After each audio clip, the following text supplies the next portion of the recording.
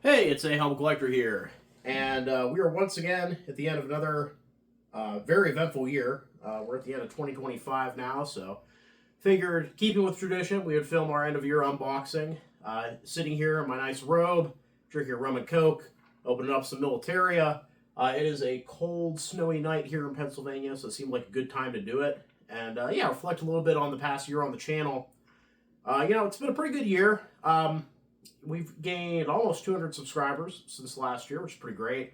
Had a lot of cool videos, covered a lot of ground, researched a ton of death cards, got some cool stuff. And yeah, coming up to the end of the year here, I've been doing this since spring of 2017, which was a long time ago now. And I still love doing it, love sharing all this stuff with you guys. I have no plans of stopping anytime soon. So just thank you all for all of the support over the years, and I hope you guys enjoyed this video. And we got some really cool stuff for you today. Some death cards, a lot of World War II Navy stuff, a lot of U.S. stuff as well, a little bit of World War I as well, including my helmet, of course, I'm wearing right now. So yeah, we will go ahead and get started. So in a moment here, the camera view will switch to the Ottoman, and we will get right to it. All right, so we have moved views here. So before we actually get into the unboxing, obviously the new 28th Division helmet we have here, this is a lovely... I believe this is almost, don't know if this qualifies as turtle shell camo or not, but super cool 28th Division camo helmet. Of course, my channel icon is a 28th Division helmet and bayonet. I'm from Pennsylvania. 28th Division is largely Pennsylvania National Guard. Super cool. It's a division that I actually collect for specifically. This came out of a local antique store. It was marked very affordable, actually. So camo like this was generally done on the ride home from France. Sprucing up their helmets for the victory parades when they got back. Now, this particular one, unfortunately, is not named. The liner pad in here is rather worn out. It is an asbestos pad as well, so, that's fun. The wire here is not the original chin strap, of course. I'm guessing that this was hanging on a wall somewhere, maybe in like a VFW or something similar. Don't know how it ended up in that antique store, but a really cool find. I couldn't pass it up for the price. I've been looking for a camo 28th helmet for a while, and was very lucky to find this. And that is not the only World War I item we're going to see today. But starting off here, if I can reach far enough to actually grab off the pile, we have a couple death cards I had to open off screen because the seller had information on the front and the back of the package. First one here is a card for Prince Gabriel Albert of Thorn und Taxi. So this is a noble family in Germany. He was actually killed December 17th, 1942 in a rider regiment or cavalry regiment at Stalingrad. I believe we might actually have another card for this individual. I bet there's another prince from the Thorn und Taxis family. But super cool. You don't see cards for German nobility very often. Obviously, there weren't a lot of them, but they weren't exempt for the draft or anything during World War II, so you do occasionally see them turn up. So, pretty neat card there. The other one I had to open off camera here was for a Willy Reich, who was born January 21st, 1915 in Dortmund, and fell September 24th, 1942, also by Stalingrad, or was wounded September 4th, can't talk, was wounded September 24th, 1942, died October 4th, 1942 in a field hospital. We got this photo of him here outside somewhere smoking. It almost looks like that might be an outdoor photo. That almost looks like snow and maybe like a distant forest, so... And it's obviously from a larger group shot. You can see somebody else's arm here, so super cool. Love those kind of photos and death cards. You don't see them too often. I'm going to grab a drink here. I'm also getting over a bit of a cold, so I apologize. My voice is a little off. So this is another one that I had to open off screen. This is a photo album. So there's two... some stuff just off. Wow.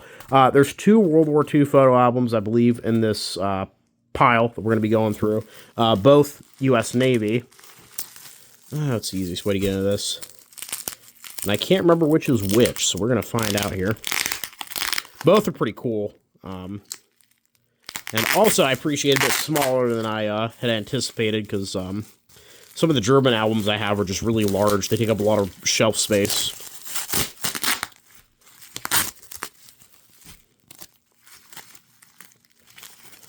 Let's see here.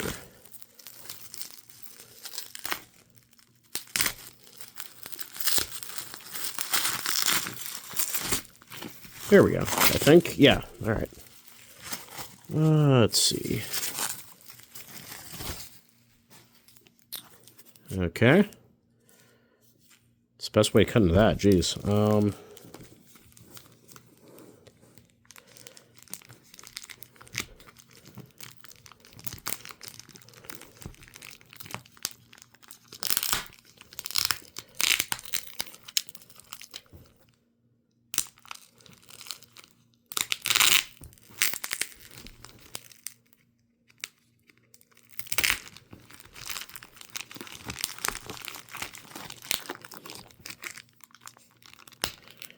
It's always fascinating seeing how people package this stuff. No, I appreciate it, because sometimes it rains quite a bit here in Western PA. So sometimes packages do sit outside for a couple hours before I get to them, so it's always nice that when they're properly waterproofed. Okay. We should be able to pull this out here, I'm thinking.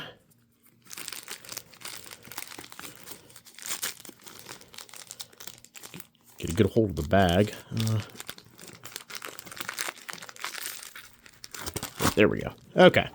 Had to cut there. A note from the seller actually fell out of the album. We'll go ahead and open this up. Nice wood cover there as well. It's pretty common on period albums. You don't see it too often today.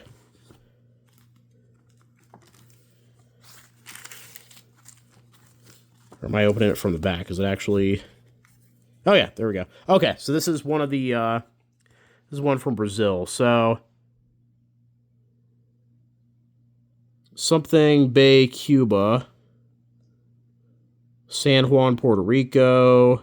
Port of Spain, Trinidad. Natal, Brazil. So this is kind of interesting. So this is a Navy album from a guy that served in Brazil during World War II. And there were U.S. forces in Brazil. Not a lot of them. And I'm not super familiar with what they were actually doing. But what's cool is he has all of these photos of the Grafspee, which of course was sunk down there. You can see it labeled there to Monterrico, Uruguay. Yeah, so these photos, I already cross-referenced them online. I don't think that there's any unpublished photos here. I think these are probably souvenir photos that were getting sold down there. Because obviously the Grafspee getting sunk was kind of a big deal. These Nazis will never fight again. From one of the funerals, it looks like. But still, really cool to see photos of the Grafspee in an American album. I thought that was kind of neat, which is why I picked this up. USO, Natal, Brazil, South America, November 17th, 1943. Interesting that he's using the day, month, year dating system, because that's been uncommon in the U.S. More photos of Grafspee here.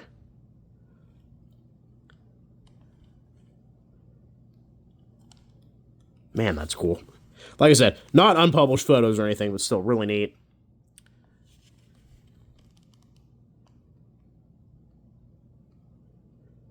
Journey to the cemetery. That guy's carrying that coffin with one hand. It's impressive.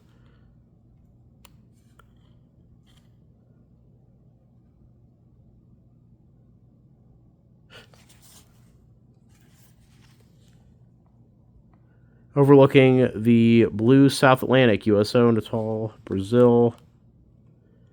The Crowell family, it looks like. Yeah, unfortunately, it does look like there's some photos missing. Though, again, the Grafspee photos are the main reason I bought this album. Mr. and Mrs. Rosie Nahone.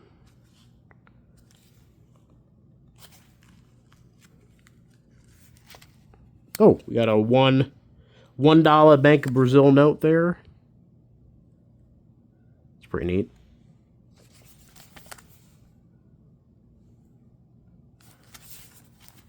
If I remember correctly, there was like a naval air station in Brazil, and I think there might have been a couple other things. I wonder if that's what Natal was. Again, not something I'm super familiar with, so I'll have to do more research. That's a nice city shot there. Yeah, it seems to be mostly location and like photos of the locals. Not super uncommon in a Navy album. That's somebody, it looks like. Probably take that out and look for a photo or a photo for a caption on the back, but we'll do that later.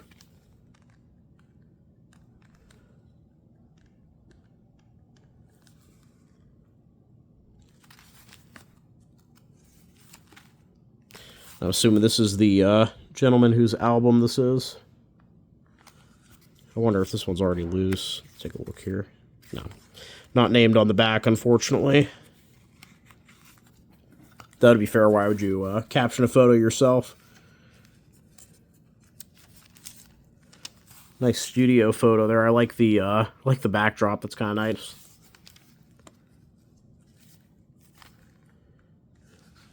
Ooh, we got some cars there.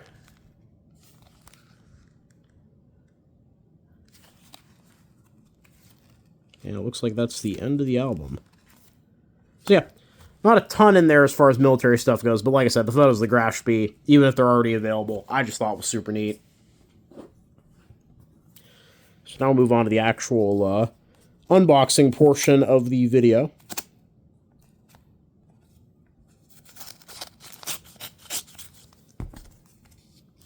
Had to cut that there because the seller included their business card. But we have one 2-panel death card here for a Benno Penker, who is a soldier in a Festungsbataillon, which is a fortress battalion, who died on October 27th, 1943 in a hospital in Greece after schwer Krankheit. Is Krankheit illness, maybe? I can't remember. My German's... Again, I don't actually speak German. I just kind of am able to translate it. But yeah, given he's in a Festungsbataillon, you know, we had a video back in Starbuild September for a soldier that was in a penal unit that was a fortress battalion down in Greece. So I think the reason I bought this is because he might have been in the same unit, but I can't remember 100%. Move to the next one here. That was my ice machine. I don't know if that'll pick it up on the audio.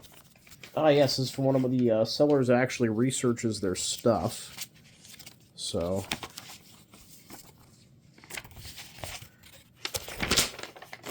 set up the invoice here so I'm able to properly identify what all these cards are for. Alright, so let's see, going through here.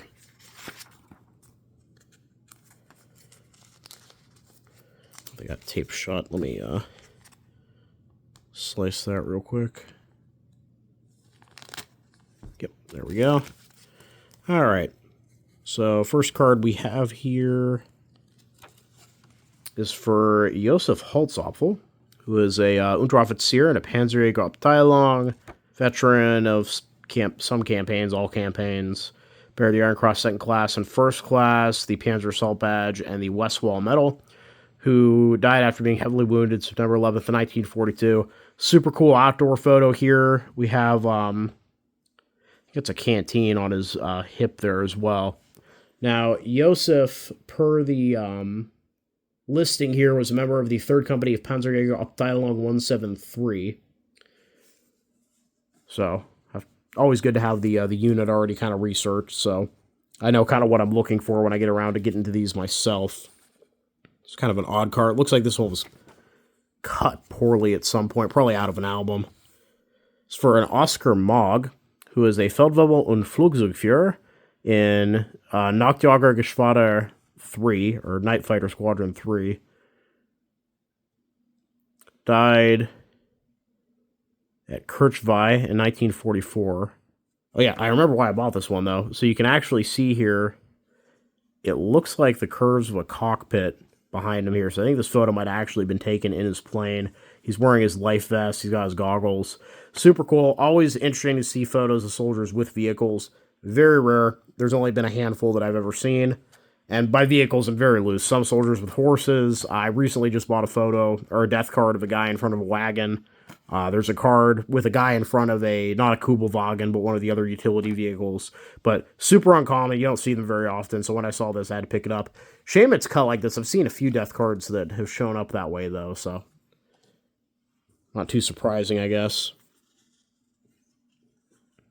All right, so we have Xavier Neinetter here, who's a soldier of Grenadier Regiment. Died September 22nd, 1944, after being heavily wounded in Italy.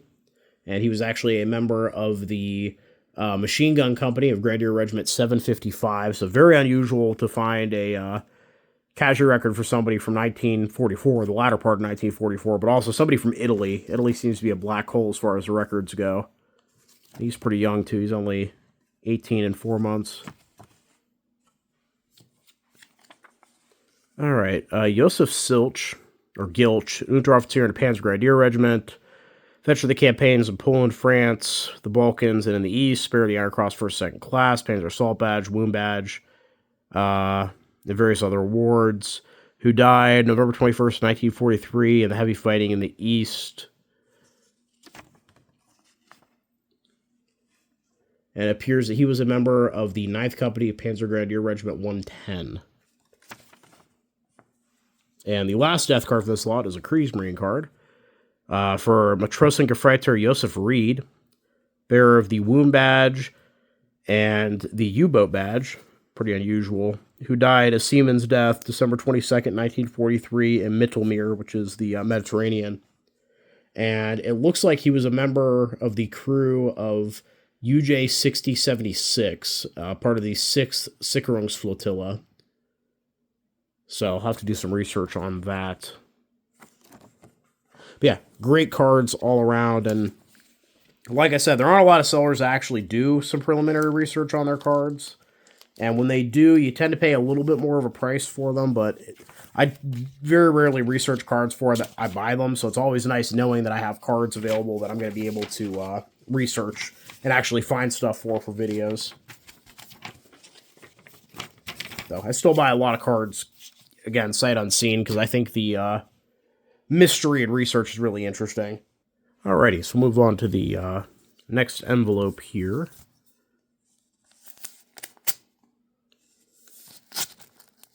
So this is the card of, sorry, it's a 4-panel, if I actually open it up here. This is the card for Franz Senkt, who is a staff attendant in a divisional staff, veteran of the campaign in France, who died in a field hospital on December 2nd, 1942, at the age of 33. Really cool photo here. We got a nice full-body photo. We actually see him carrying a briefcase of some kind, or a document pouch of some kind. Really cool. Really haven't seen any other photos like that. Now, Franz here, we do actually have his division. He was on the staff of the 337th Infantry Division, which is super cool. I don't think I have many other cards for members of divisional staffs. Generally, you know, they're not on the front line. They tend to be relatively safe. So definitely a bit of a rare one, and glad I was able to pick it up. All right, moving on here. It's the last of the envelopes where we get into the padded mailers and the boxes. All right, I think we got another sales invoice. Oh no, it's just a protective paper. And it's a little tiny death card. One of the small format ones.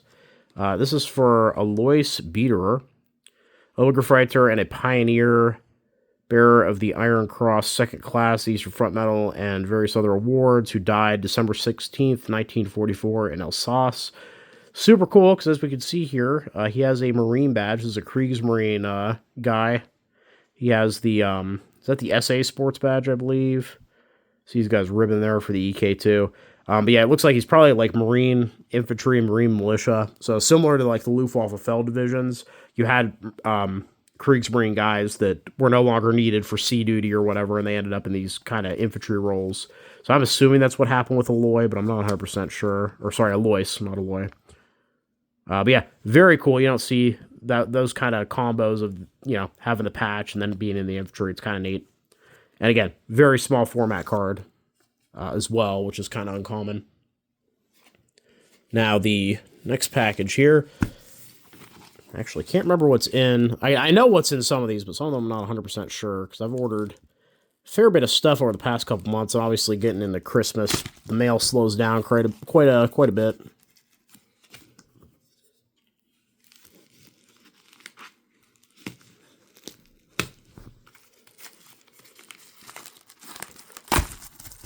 Alrighty. Oh, that's right. So this is actually one of the more recent packages that came in. This is a launching tag that would have been, I'm guessing, presented at the launching for USS Pilotfish as like a souvenir. Now, I've seen a lot of these launching tags come up for sale over the past year, and I haven't actually bought one. But it feels like it actually might be like aluminum or something, so I'm kind of curious. Oh no, it's just like a paperboard. It's very shiny though. I can't remember. I know I looked up the history of Pilotfish before I bid on this, but I bid on a few of them. This is the one that I got. I can't remember. I think it might have been sunk during the Crossroads tests, but I'm not 100% on that. But still, super cool. The U.S. submarines, especially in the Pacific, did a lot of really good work. Sank most of the Japanese shipping during World War II. So, very cool. And actually, I love the way that tag looks, too. Yeah, for being paperboard, it shines really well. It's really nice. Might have to get more of those at some point. All right, we've got another mailer here.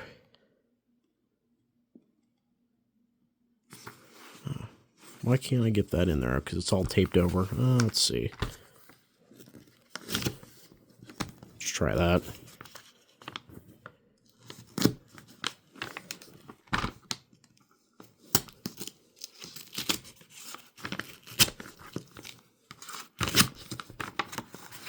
All right.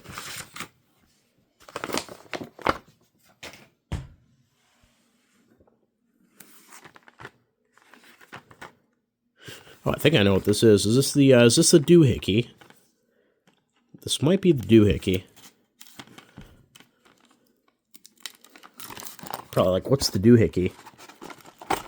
It is the doohickey, I'm pretty sure. Let's see here. Oh, looks like it's actually taped into the inside of this envelope. 1 second. It is taped to the inside of the envelope. Okay, so let's see here. Take the pin off to the side.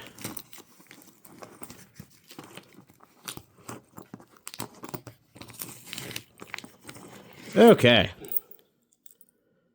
So let's talk about the doohickey here for a second. So this came up in just my random search through the trench art that was listed on eBay. I haven't bought anything off Gunbroker in years.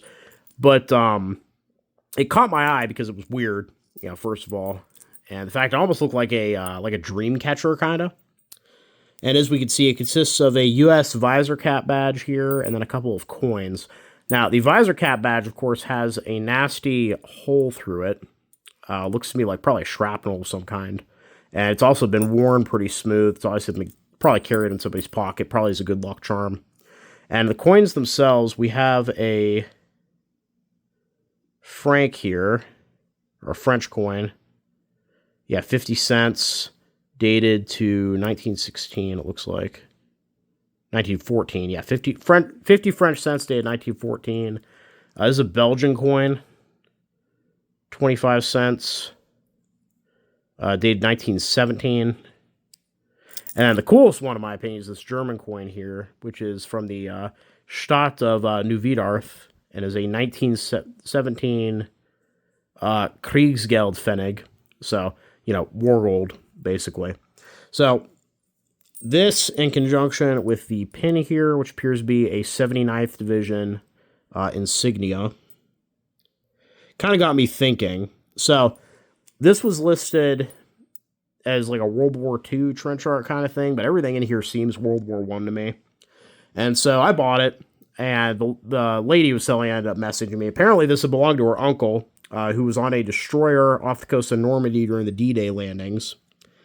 And, she said, I really don't know what any of this stuff is. And, you seem like you know what you bought it, so obviously you must know something about it. And I was like, yeah, it's kind of a weird trench art thing, but everything here seems World War I. Do you think your uncle might have inherited this from another family member?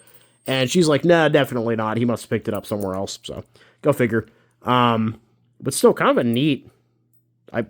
Again, that's fascinating thing about trench art to me is you find weird stuff like this you don't really know how to classify, but it kind of tells a story, right? So we seem to have a guy that was in the 79th Division here, and, at some point when he was in France, shrapnel went through his visor cap, and, you know, ended up keeping the disc as a good luck charm. He put some coins on here for everywhere that he was. And then, yeah, turned into a charm of some kind, I'm guessing.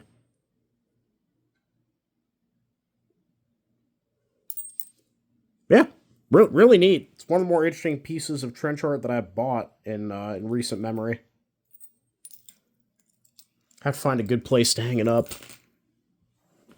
All right.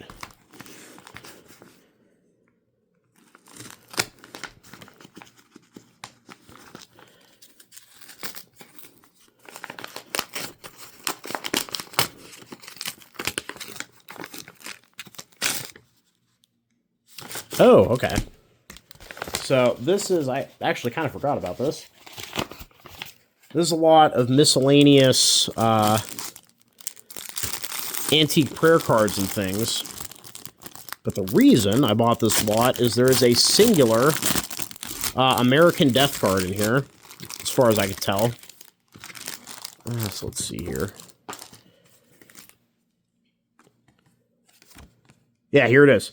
Lieutenant James A. Viler, born December 30th, 1921, killed in action August 29th, 1944, in a flight over Czechoslovakia. So, interestingly, of all of the World War II U.S. death cards I've seen, a lot of them do seem to be for aircrew guys. Kind of strange. He was the only one that they had listed in the auction there. Yeah, here's a funeral card for a Joseph Bedoin. Something of St. Florence. Oh, St. Rosalima. That was my parish growing up, actually.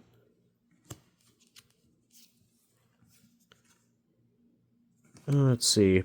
Alvina Bedoin. Rita M. Bush. Yes, I didn't realize these were all mostly just shown with their decorative side up as prayer cards, but I guess these are all funeral cards for different people. Patricia Robertson. February 24th, 1987. Mary Julia Hardig, September 20th, 1981. Dr. Jacob G. Viler. Oh, must be related to James here. It's probably actually James' dad.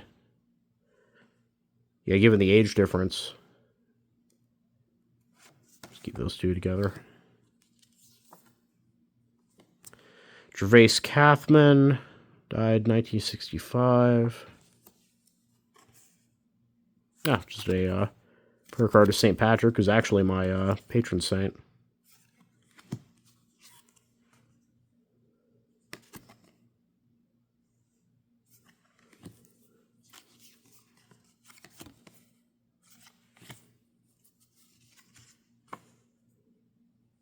The Joy Christmas. May the Virgin Mother of the Savior bring you Christmas peace and happiness. May the Christ child bless your labors. May his grace dispel all fears. Richly crown you with his favors. Guide you through the coming years. Christmas greetings, 1941. Oh, that's cool. Sisters Mary Mercy High School. Very neat. Oh, we got a German one here. It looks like Frohe Weihnachten.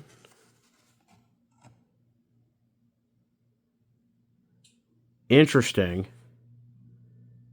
Yeah, written in German, set 1953. I wonder what the story is there.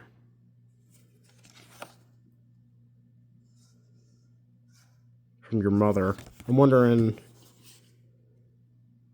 I mean, Weiler is a German name. I wonder if it still had a family in Germany, maybe? I don't know. It's strange. So we have another one here.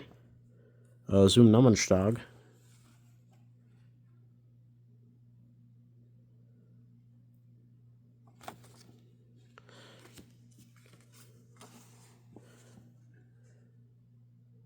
Yeah, more stuff in German. This is a more interesting lot than I thought it was going to be, actually. There's a story here, I think. Nice Christmas bookmark. Yeah, first Christmas gift for somebody.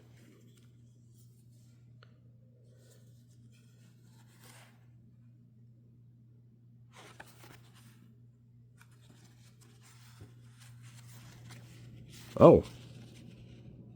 Ooh, okay. This was not on the listing. This looks like a German death card. Okay, this could be anything in here. Marianne Finling died September 3rd, 1955 in Edlingen. Maybe a cousin? This is a wild lie. I did not know. I just saw the U.S. death card and kind of bought it. I didn't realize that, all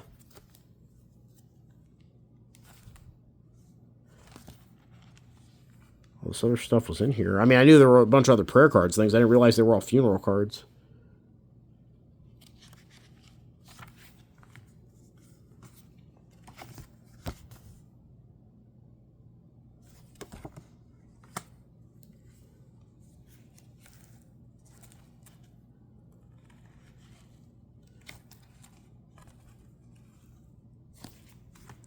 Fascinating.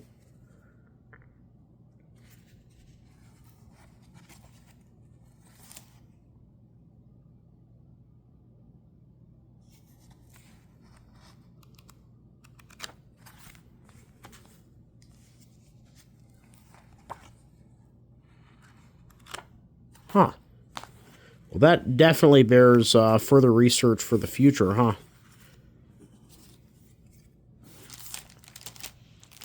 Might be the most intriguing package out of the lot. I'm quite surprised, actually.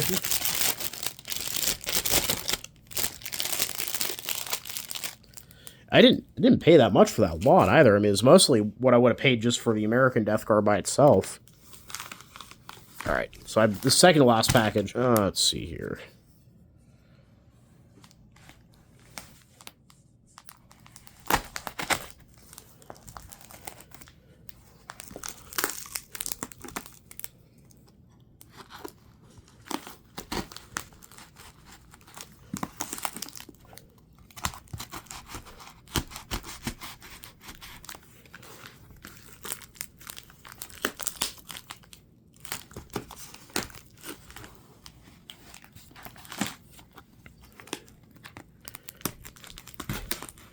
So, funnily enough, it seems that they've actually wrapped this in a cloth, which is unusual, but I guess I've seen stranger.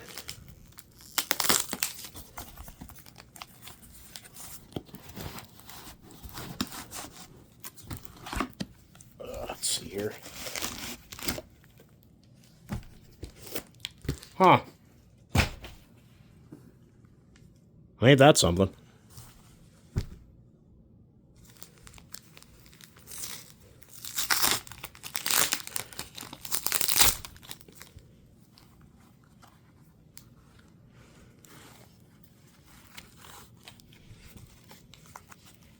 Snapshots.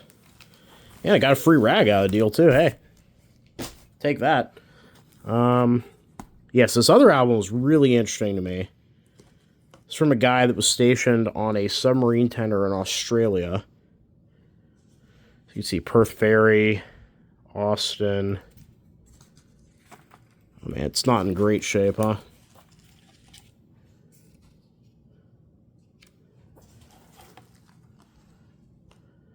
Ditto. Navy HQ, Insurance Building, Colonial Mutual Life.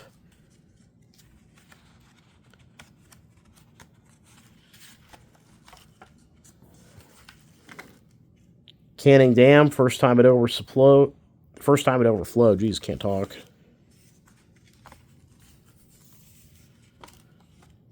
Mike Nersley, Ye Old Steamliners. Hotel in Perth. Some more of his friends here. I like these are all captioned too. Freddie Martin, Hagen Nerschel.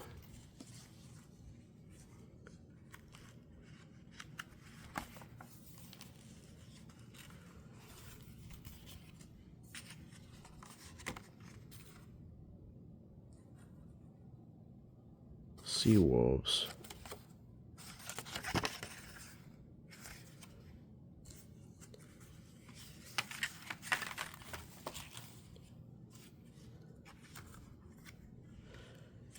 Chiefs Club. I'll see some of these photos kind of stuck together over time. So you can kind of see here. Might be able to work that loose, but it'll take some time. Kangaroos. Kind of fun. Let's see.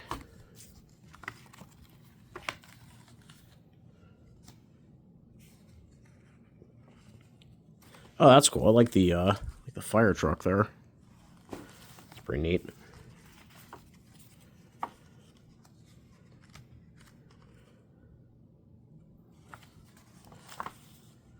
Belmont Racetrack. Get some horse racing in. Ah, here we go. USS Clady and subs. Look at that photo. SRU at North Wharf, Fremantle, WA. I don't know what that is. But super great. Oh, great photo. Multiple subs together. Got USS Clady in the background there. Yeah, English tender and subs. With Clady in the background.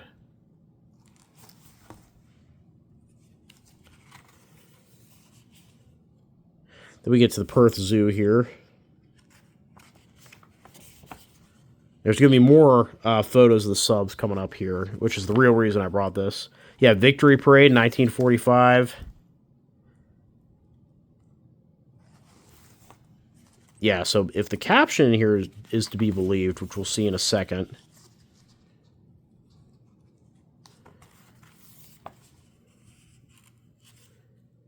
Oh, look, they got the RAF band, police.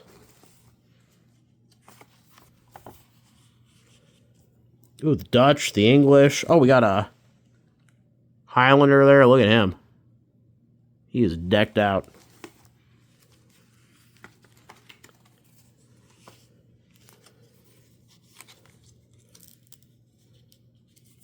Yeah, it's a shame some of these have kind of stuck together over the years, but most of them are intact. Oh, look at that. But here's the big reason I bought this. Our last job after victory, the last subs leaving Australia. USS Brill, August 30th, 1945. So I don't know if these are the last US subs to leave Australia, because August of 45 seems a little early to me. But still, crazy to have the victory parade there, subs leaving. Like, this is cool. That was a great photo of Brill, too.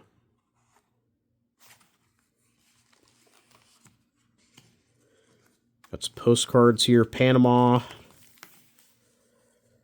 Lots of Panama, it looks like. Oh, here you go. Oh, I didn't even know these were in here. Transiting the Panama Canal. Then we got this one. Composite photo of USS Clady. Oh, I love the dazzle paint on that. That is gorgeous. Royal Party, Neptunus Rex, Perth, Pitcairn Island. Ah, that's a great photo.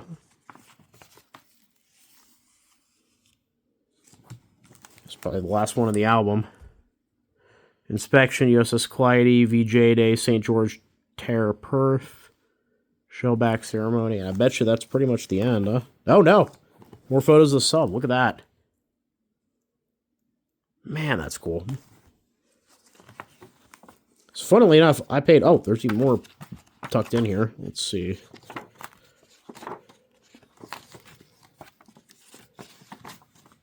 Rainbow Room. Hamilton Hotel, Washington, D.C.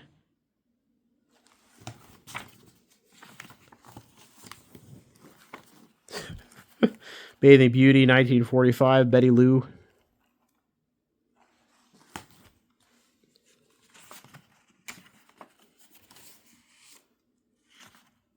Rainbow Room, Just Us.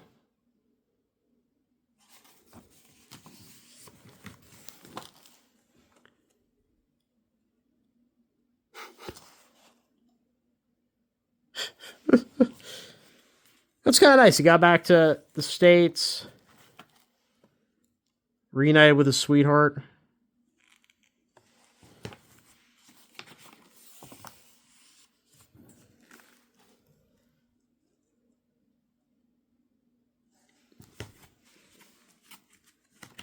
None of this was in the auction. This is all first time I'm seeing these as well. I thought it was just all the photos up in the front.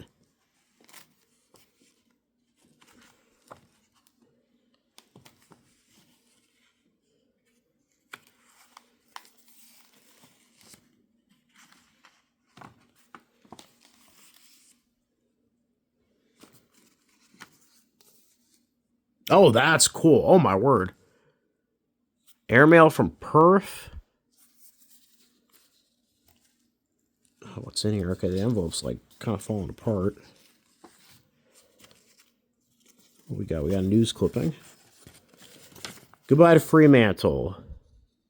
Amid cheering from ships berthed at North Wharf and the blowing of sirens in the harbor, USS Clady swung off the berth at number 4, 2 p.m. yesterday, and moved slowly out to sea. The Clady, which was the mothership of the U.S. submarines based on Fremantle, was well known to the shipping fraternity on the waterfront. Following other vessels of similar types since early in 1942, the Clady arrived in Fremantle on April 4th of this year. Other USN vessels to sail shortly will be the auxiliary repair dock ARD-10, in tow of the salvage tug Chanticleer, the Amphidon, and the American steamer Sun Yat-sen, which is due in port tomorrow to lift the balance of the American naval stores.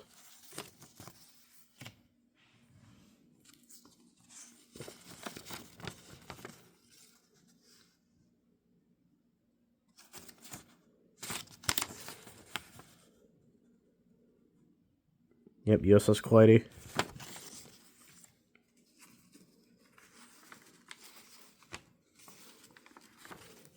Oh, we got some postcards glued in the inside of the envelope here. All Perth, it looks like. Yeah.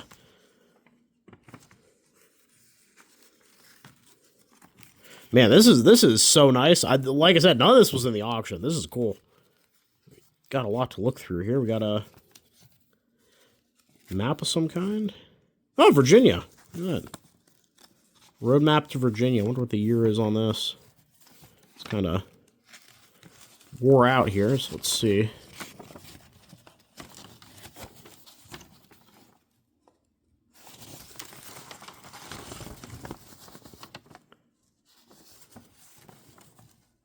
Oh, it's got like a price guide, so you're not like overpaying anywhere.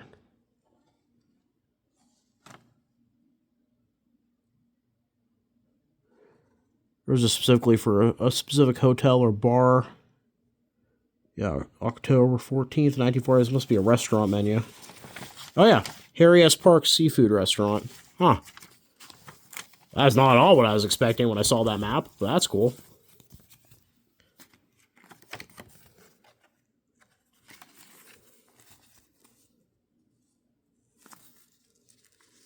Photo mounting corners left over from creating this album.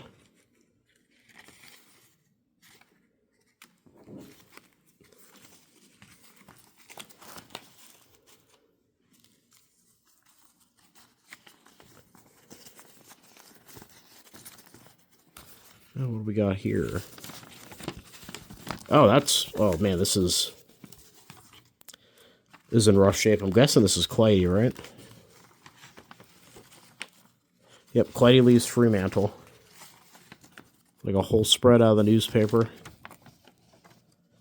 Oh, it's so fragile. Ah, it's been taped together on the back, too, yeah.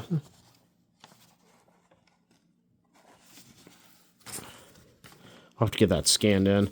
I almost would want to, like, frame it or mat it or something just to preserve it, but kind of don't want to take it out of the album, you know? I think it tells a better story when it's all in here together.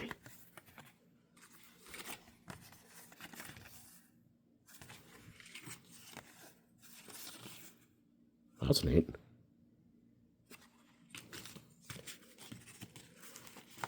Definitely get them all scanned in, though.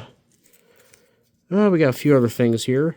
Oh, shellback initiation. USS Clady, March 4th, 1945. A little bit of water damage, maybe a little mold. A little mold never hurt anybody. It's just photos from the shellback. This is so cool.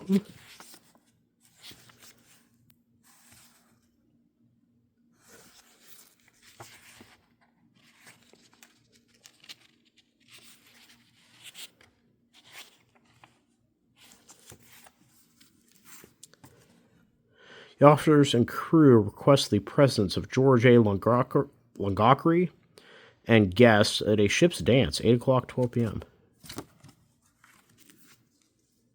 Two Salty Fuddy-Duddies, Panama, 1945. And that's it. That's the end of the album. Well, I hope that our sailor here and Mary Lou, I believe her name was, had a very happy life together. Or sorry, Betty Lou, not Mary Lou. And I hope that got to live a long time after the war for sure. Very cool. Funnily enough, I paid the same for this album as the one with the Grafspee photos in it, and this is a far cooler album, in my opinion. Lots of neat stuff in there. Also, it's falling apart and it's left shreds all over my couch, or on my ottoman, but I'll fix that later.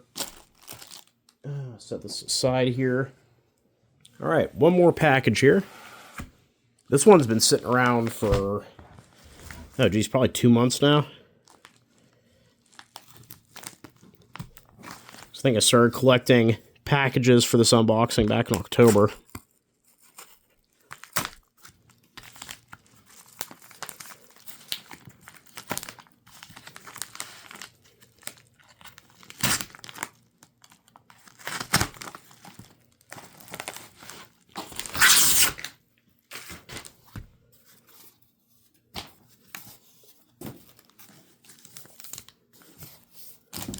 All right.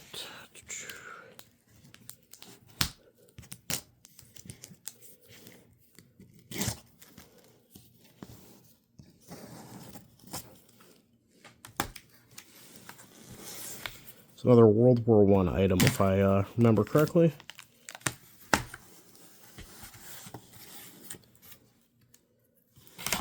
Alrighty. Yeah, take a look at this. I might have to zoom out a little bit. 1918, Army of Occupation, March on the Rhine. You have often read in histories of Sherman's march to the sea, but in future years you'll surely see that Sherman's fame will fade in memory. For in the course of a very short time we'll complete our march upon the Rhine, over valleys, hills, and blood-stained fields. Each step the enemy was forced to yield, through stricken Belgium and the land of France, whose countries were destroyed by shells and trench, by millions of graves unknown by name, whose identity inscribed in history and fame. Through cities, villages, and numerous towns, whose art, churches, and homes resemble mounds, until the blemish of war appeared aged by years, though it told of crimes causing sorrow and fears. So onward and onward we wearily toiled, till the tread of our steps were on enemy soil, and then our march had found an end in a land where the enemy had not sinned. So thus a war that was carefully planned to control the world and rule the land will end on the day peace is signed upon the bank of the River Rhine. It appears that this was created by E.C. Morris, a private in the 4th Army Corps AEF. Super cool. Love the decorations here. I'm not really sure. Obviously, it's commemorating the Army of Occupation. I'm not really sure who would have been given this or when it was printed. And taking a quick look on the back here, there really isn't anything. It's still a gorgeous print. Need to get that framed. Yeah, it's really, really stellar.